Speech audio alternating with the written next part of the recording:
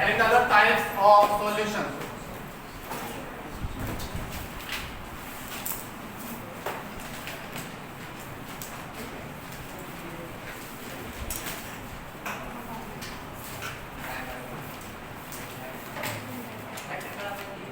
Types of solution on the basis of phase. Types of solution on the basis of phase.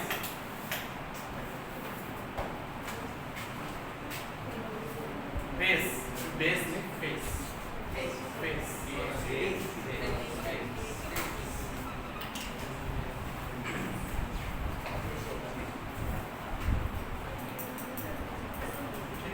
Table बनाते हैं.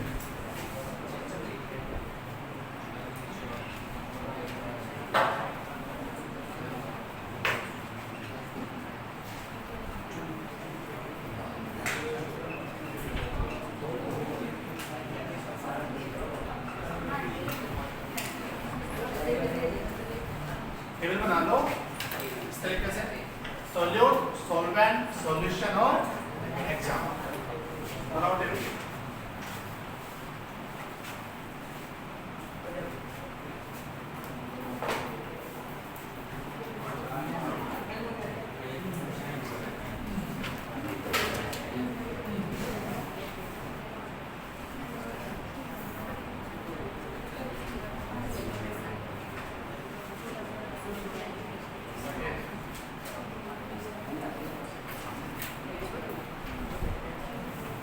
देखो मेरे पास अगर solvent मेरा सॉलिड, ठीक, सॉल्यूट मेरा सॉलिड है, हमारा सॉल्यूशन बनेगा तो कैसा बनेगा? सॉलिड. एग्जाम्पल किसी को आइडिया है तो बताओ. Copper dissolve in gold. Copper dissolved in gold.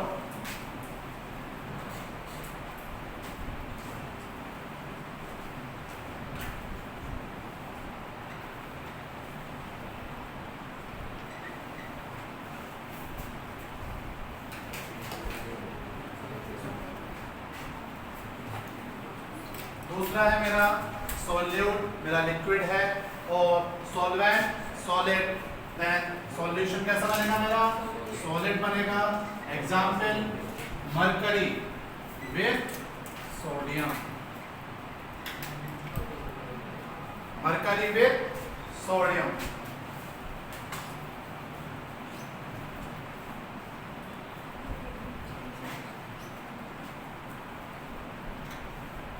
तीसरा एग्जाम्पल, तीसरे टाइप का सॉल्यूशन.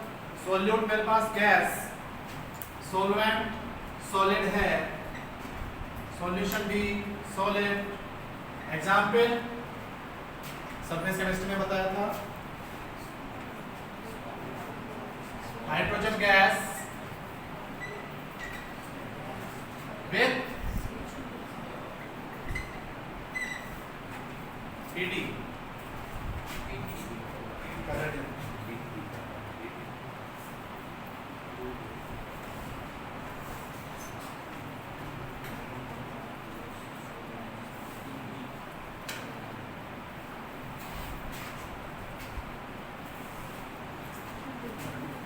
नेक्स्ट मेरा सॉल्वेंट चेंज हो जाएगा.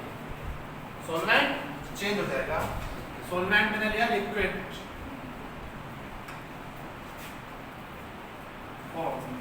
सॉल्यूट फिर से सॉलिड. तो सॉल्यूशन बनेगा मेरा कैसा? लिक्विड बनेगा. Example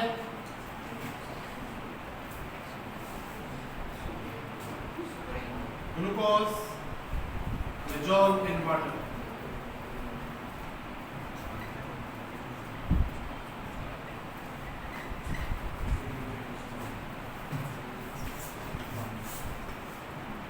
Next, solute liquid,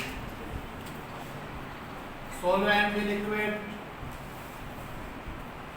Solution कैसा रहेगा? Liquid. Example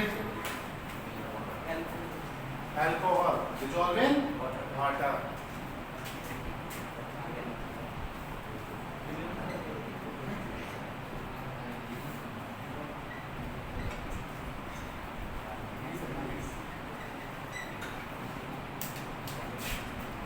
Six,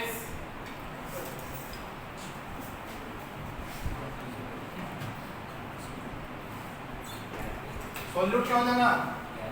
change gas, solvent liquid, solution भी liquid. Example O2 dissolve in water.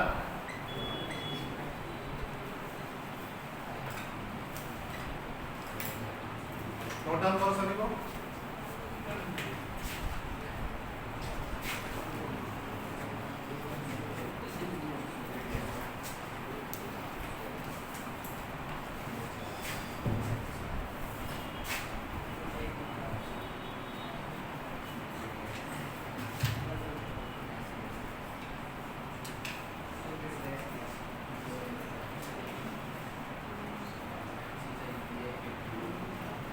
हो गया.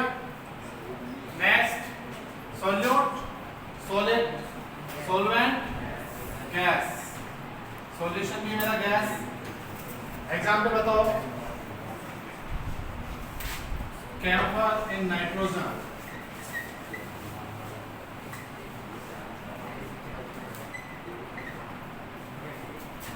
कैम्फर एक यूनिट होता है एरोमेटिक ऑर्गेनिक कंपाउंड होता है टर्पीन का, जो मिलकर बनता है आइसोप्रीन यूनिट से.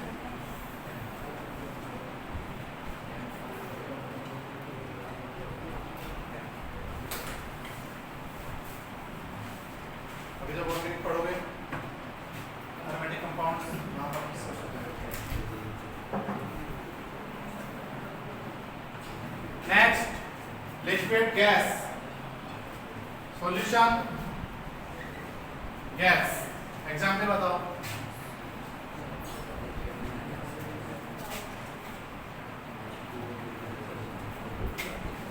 क्लोरोफॉर्म का फॉर्मूला क्या होता है आंसर?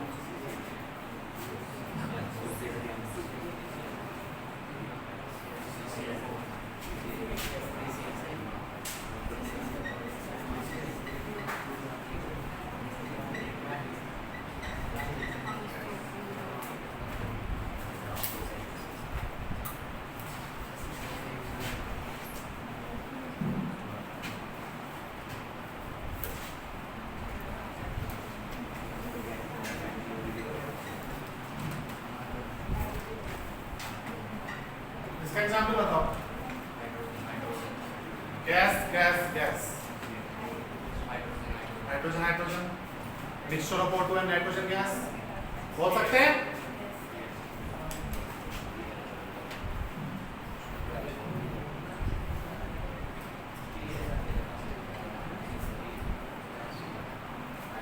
नोट डाउन करो.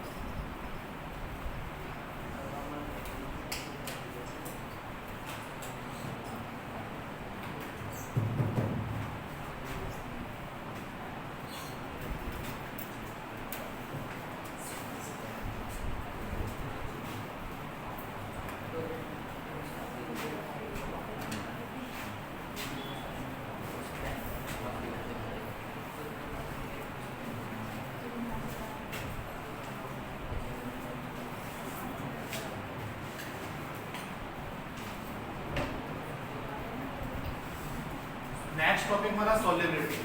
क्या है? सॉल्युबिलिटी। उसे डिस्कस करने से पहले एक पॉइंट डिस्कस कर लेते हैं। पहले हम डिसॉल्यूशन, हेडिंग डालो डिसॉल्यूशन।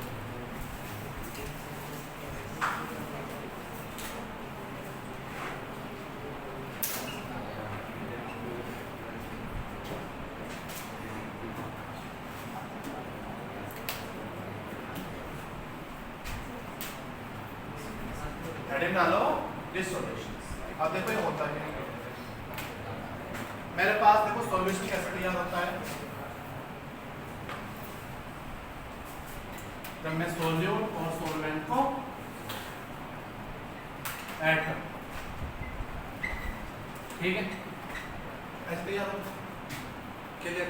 तो डिसॉल्यूशन का मतलब होता है कि हम कुछ मोल से कुछ मॉलिक्यूल्स, कुछ पार्टिकल्स किसके, सोल्यूट के ऐड कर रहे हैं सॉल्वेंट में, एंड सॉल्यूशन की कंसंट्रेशन कंटिन्यूअसली इंक्रीज होती जा रही है। क्या होती जा रही है? इंक्रीज होती जा रही है। उस टर्म को क्या बोलते हैं? डिसॉल्यूशन। क्या बोलते हैं? डिसॉल्यूशन। जब कभी भी हम सोल्यूट पार्टिकल्स को ऐड करते हैं सॉल्वेंट में और सोल्यूट पार्टिकल्स डिसॉल्व होते रहते हैं, डिसॉल्व होते रहते हैं और कंसंट्रेशन बढ़ाते हैं सॉल्यूशन की, तो उस टर्म को बोला जाता है डिसॉल्यूशन। क्या बोला जाता है? डिसॉल्यूशन। सभी को क्लियर? लिख लें। When a solid solute is added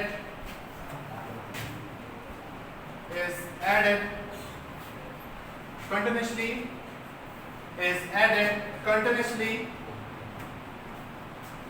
to a liquid solvent,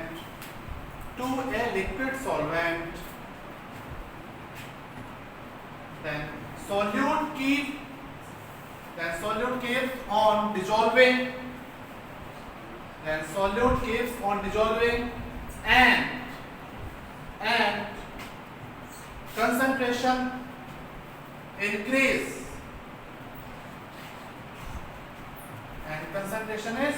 increase, this process is known as dissolution.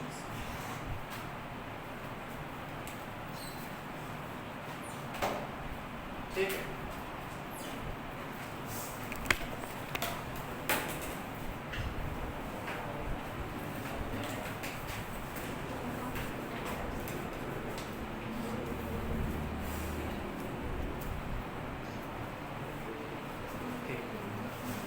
Next है क्रिस्टलाइजेशन।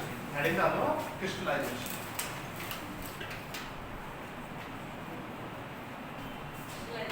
क्रिस्टलाइजेशन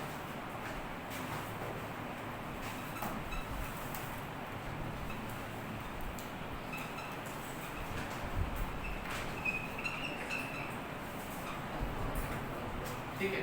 अब देखो डिसॉल्यूशन हम क्या बोल रहे हैं कि हम सोल्यूट पार्टिकल्स ऐड कर रहे हैं और कंसंट्रेशन सॉल्यूशन की इंक्रीज हो, ये बोल रहे थे। अब हमारे पास जो टर्म है क्रिस्टलाइजेशन, ये टर्म क्या होती है? देखो हम सोल्यूट पार्टिकल्स ऐड कर रहे हैं और डिसॉल्व होकर कंसंट्रेशन बढ़ा रहे हैं, लेकिन इस प्रोसेस को कब बोलेंगे? जब सोल्यूट के पार्टिकल्स डिसॉल्विंग होना बंद हो जाए। क्या हो जाए? डिसॉल्विंग होना बंद हो जाए। और हम जब सोल्यूट पार्टिकल्स ऐड करें तो वो डिसॉल्व ना हो, नीचे जाकर क्या हो जाए? कोलाइड हो जाए, बन जाए, कोलाइड बना ले अपने साथ। मतलब सोल्यूट पार्टिकल्स क्या करते हैं? कोलाइड हो जाए और मतलब प्रेसिपिटेट फॉर्मेशन कर ले, सरफेस में जाकर रुक जाए। तो उस प्रोसेस को क्या बोलते हैं? क्रिस्टलाइजेशन। एक बार और बता रहा हूँ, ध्यान से सुनना। डिसॉल्यूशन का मतलब होता है जब सोल्यूट पार्टिकल्स कंटिन्यूअसली डिसॉल्व होता है सॉल्वेंट, ठीक है। लेकिन क्रिस्टलाइजेशन में क्या हो रहा है? वहां पर सोल्यूट पार्टिकल्स हम ऐड कर रहे हैं और वो डिसॉल्विंग होना बंद हो जाए, सॉल्यूशन की कंसंट्रेशन को इंक्रीज ना करें, उस प्रोसेस को क्रिस्टलाइजेशन। तो वे क्या करेंगे? जैसे हम किसी कंटेनर में सॉल्यूशन है हमारे पास और हम सॉलिड पार्टिकल्स ऐड कर रहे हैं, ठीक, तो वे डिसॉल्व नहीं हो रहे, तो क्या करेंगे?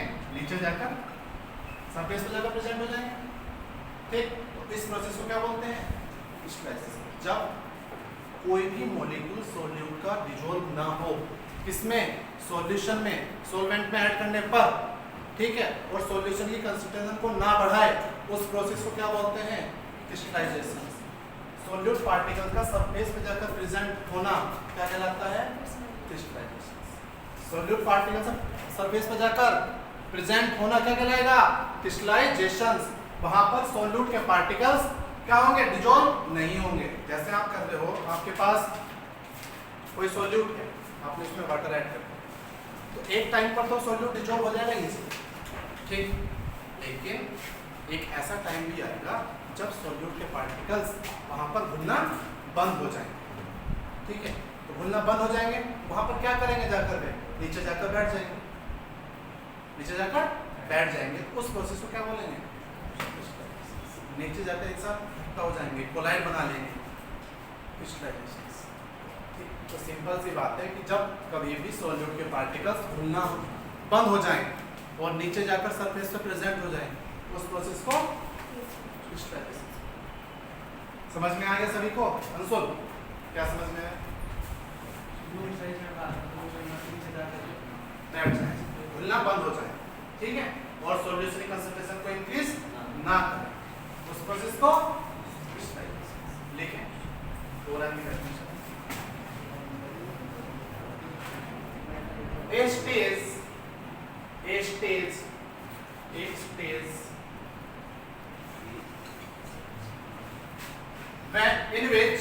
in which when no moles of solute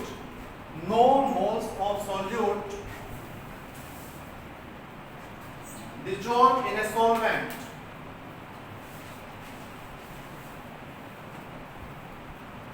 at a given temperature,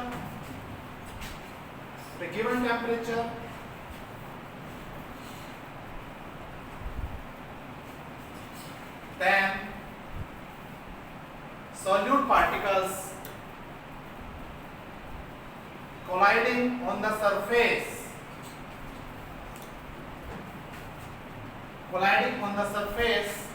and separate out the solution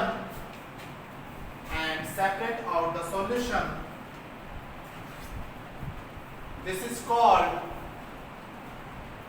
crystallization.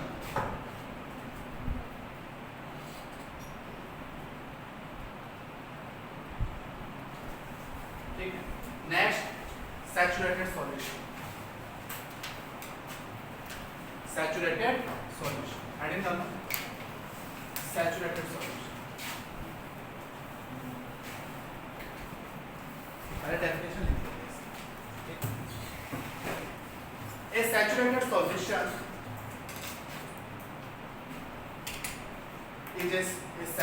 solution is a solution that contain the maximum amount of solute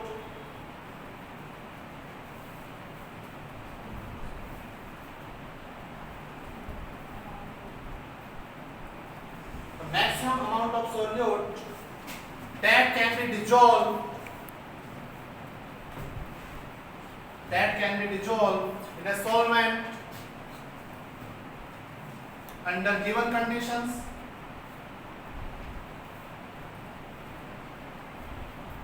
at which the solution exits full stop. This state is when the solution reach a point in which no more solute can be added. एक बार definition पढ़ें। Definition से क्या समझ में आ रहा है आपको? Dissolution और डिक्रिस्टलाइजेशन के टर्म इसमें आ रही होगी, आपको लग रहा होगा, ठीक है। सैचुरेटेड सॉल्यूशन क्या बोल रहा है यहाँ पर कि एक ऐसे पॉइंट पर जो सॉल्यूशन रहेगा उसे हम सैचुरेटेड बोलेंगे, जहां पर सॉल्यूट की मैक्सिमम अमाउंट ऐड हो। क्या हो?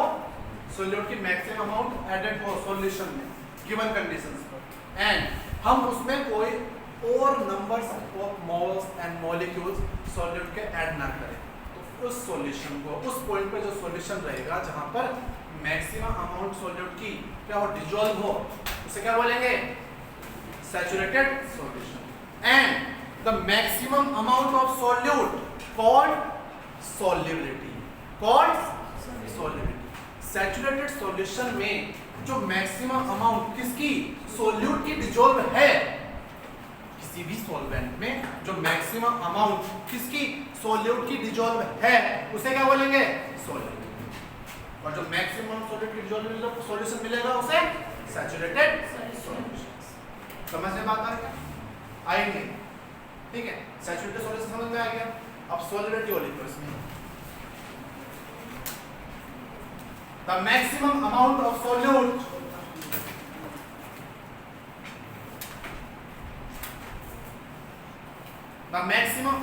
solute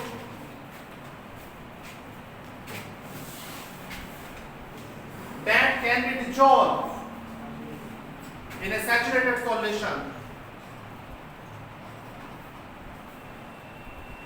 calls its solubility, calls its solubility।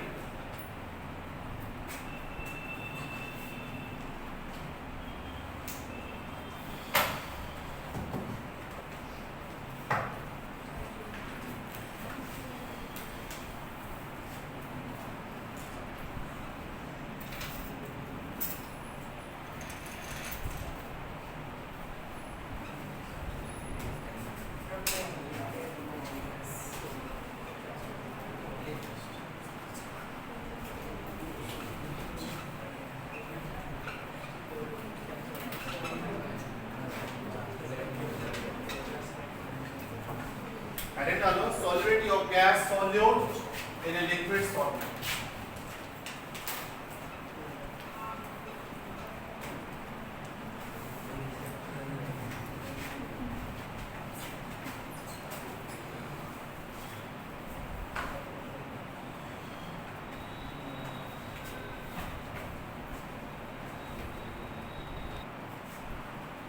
तो इसमें सबसे पहले हम पढ़ते हैं nature of gas.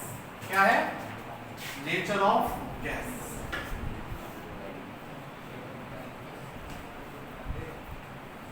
Gas solute dissolve हो रही है लिक्विड सॉल्वेंट में, तो उसकी सॉल्युबिलिटी पर कौन कौन से फैक्टर इफेक्ट करेंगे। सबसे पहले फैक्टर इफेक्ट करेगा वह है हमारे पास नेचर ऑफ गैस। गैस कैसी, ठीक, देखो कुछ गैसेस मेरे पास पोलर होती हैं, कुछ नॉन पोलर होती हैं, ठीक। Non polar like O2, polar like HCl gas, ठीक। सॉल्वेंट भी मेरे पास पोलर होते हैं और non polar. Polar solvent H2O, non polar solvent benzene, ठीक। इतनी बात समझ में आई। अब यहाँ पर जो पॉइंट हमें डिस्कस करना है कि जो मेरे पास पोलर गैसेज होती हैं वे पोलर सॉल्वेंट में डिसॉल्व होती हैं, ठीक, और non polar gases non polar solvent में डिसॉल्व होती हैं, ठीक है, मैक्सिमम अमाउंट। क्लियर है। अब ऐसा डिसॉल्व हो क्यों रहा है, देखिए जो HCl गैस है मेरे पास, Cl क्या है, मोस्ट इलेक्ट्रोनेगेटिव, हाइड्रोजन से इलेक्ट्रोनेगेटिव है, तो क्या करेगा, इलेक्ट्रॉन डेंसिटी को अपने पास फुल करा लेना और पार्शियली नेगेटिव चार्ज हाइड्रोजन पर पार्शियली पॉजिटिव। तो मैंने यहाँ पर बताया कि यहाँ पर पोलर सॉल्वेंट में ही डिसॉल्व होगी, पोलर गैसेस पोलर सॉल्वेंट में ही डिसॉल्व होंगी। देखते हैं,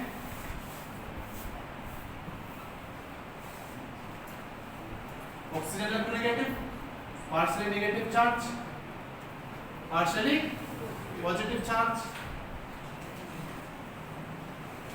टू नेगेटिव हो जाएंगे इसकी वजह से, एक इसकी वजह से। तो ये पोलर है, plus minus plus minus plus minus. अब यहाँ पर देखो ऑक्सीजन, प्लस माइनस है नहीं है, नॉन पोलर। ठीक, अब देखो यहाँ पर ये निगेटिव है, ये पॉजिटिव। क्या करेंगे एक दूसरे को एक बॉन्ड के थ्रू अटैच कर लेंगे और क्या हो जाएंगे, इजीली डिसॉल्व हो जाएंगे। सॉल्युबिलिटी होता क्या है, सॉल्यूट के पार्टिकल्स ब्रेक होते हैं और सॉल्वेंट के साथ ऐड होते हैं, यही तो होता है सॉल्युबिलिटी, यही तो होती है। सॉल्यूट के पार्टिकल्स ब्रेक हो रहे हैं, देन सॉल्यूशन बना रहे हैं आपके साथ। ठीक है, यहाँ पर ये हो रहा है, ये Cl किसके साथ बॉन्ड बना रहा है, इस हाइड्रोजन के साथ। ठीक, और इसमें डिसॉल्व हो रहा है। लेकिन नॉन पोलर के पास ऐसी कंडीशंस नहीं है। पोलर के लिए यहाँ पर माइनस चार्ज है, इस पर प्लस चार्ज है, लेकिन इस पर कोई चार्ज नहीं है। ये नॉन पोलर है, ये पोलर है, इसलिए non polar solute polar solvent में डिसॉल्व नहीं होते हैं। ठीक है, क्लियर है। तो जो ऐसे हमारे पास ऑक्सीजन है, हमने एग्जाम पे लिखा भी ऑक्सीजन डिसॉल्व इन वाटर, तो वहां पर वो कंप्लीटली डिसॉल्व नहीं है, पार्शियली डिसॉल्व। कैसी है, partially dissolve, completely dissolve water में नहीं होते। अब देखो नॉन पोलर सॉल्वेंट, तो नॉन पोलर सॉल्वेंट में non polar gases easily dissolve होती है।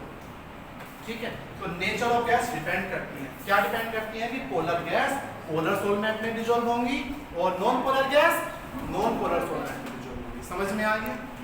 ठीक है, तो लिखें polar gases are more soluble, the polar gases are more soluble in polar solvent, in polar solvent, in polar solvent and non-polar gases are dissolved in non-polar solvent। ठीक है, ये example note कर लें यहाँ पर।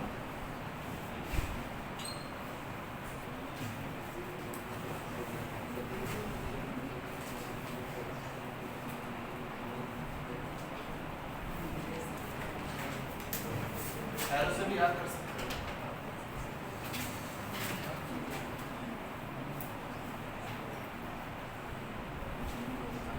अपने साथ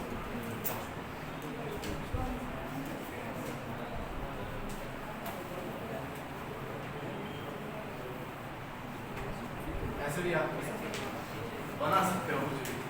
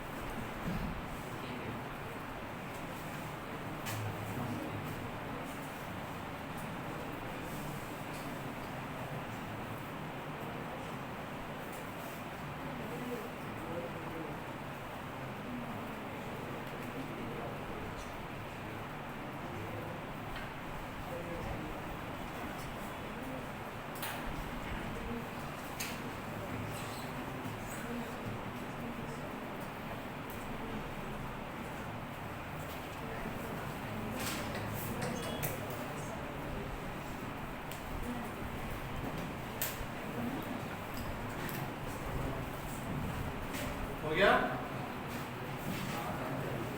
नेक्स्ट फैक्टर टेम्परेचर।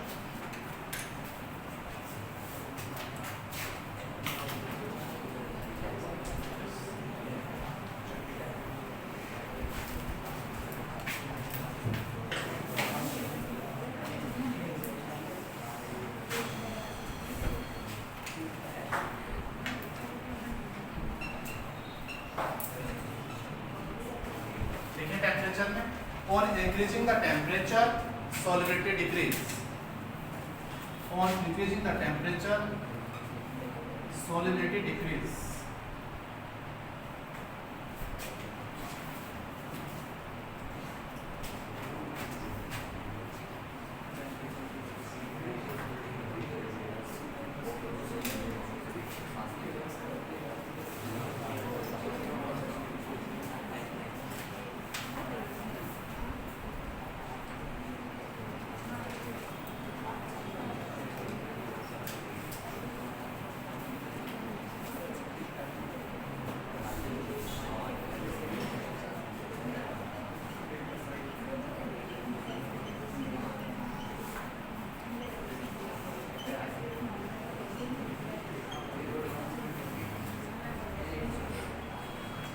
पर देख, मेरे पास एक क्लोज कंटेनर है, इसमें गैस है और लिक्विड, ठीक, गैस सॉल्यूट लिक्विड सॉल्व।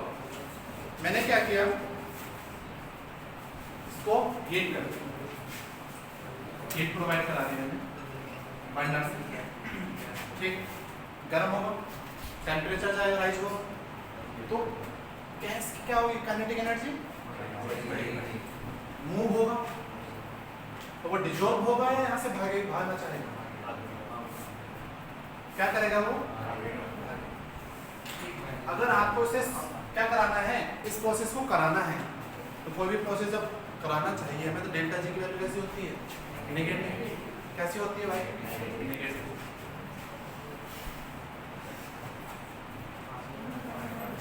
कैसी होती है, नेगेटिव होती है, ठीक। अब देखो यहाँ पर जब गैस के पार्टिकल्स, आप क्या चाह रहे हो कि मैं गैस के पार्टिकल्स को डिजोल्व करा, क्या करा दूं, डिजोल्व करा। तो जब गैस के पार्टिकल्स लिक्विड सॉल्वेंट के पास आएंगे तो क्या होगा, इसकी रैंडमनेस बढ़ेगी या घटेगी, रैंडमनेस घटेगी। तो डेल्टा एस की वैल्यू कैसी हो जाएगी, नेगेटिव हो जाएगी। कैसी हो जाएगी भाई, नेगेटिव। हम बोल रहे हैं, हम प्रोसेस को क्या कराना चाह रहे हैं, स्पॉन्टेनियस कराना चाह रहे हैं, तो डेल्टा एच की वैल्यू कैसी होगी भाई,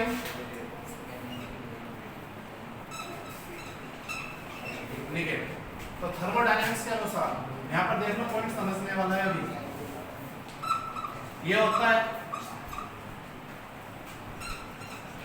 अब देखो ये टर्म आपकी नेगेटिव, ये टर्म आपकी नेगेटिव है, ये टर्म आपकी पॉजिटिव। आपको कराना है प्रोसेस स्पॉन्टेनियस, तो आप टेम्परेचर हाई रखोगे या लो रखोगे, आप इस पॉइंट से समझ में आ सकते हो, ठीक। अगर आप टेम्परेचर की वैल्यू हाई कर दोगे तो ये टर्म पूरी ज़्यादा हो जाएगी, तो आपको पता है जब टर्म पॉजिटिव का साइन ज़्यादा है तो वैल्यू पॉजिटिव में आएगी, तो प्रोसेस कैसा हो जाएगा, नॉन स्पॉन्टेनियस। समझ में आता है। अगर ये टेम्परेचर लो रहेगा तो वैल्यू कैसी रहेगी, नेगेटिव पॉजिटिव, नेगेटिव टर्म ज़्यादा रहेगी तो वैल्यू कैसे आएगी, नेगेटिव आएगी। समझ में आता है। तो प्रोसेस स्पॉन्टेनियस कराने के लिए कौन सा, solubility of gas in liquid, हमें टेम्परेचर कैसा रखना है, लो, कैसा रखना है, लो रखना है, ठीक। किस केस में, एक्सोथर्मिक के केस। समझ में आता है। तो इस टर्म को लिख लें,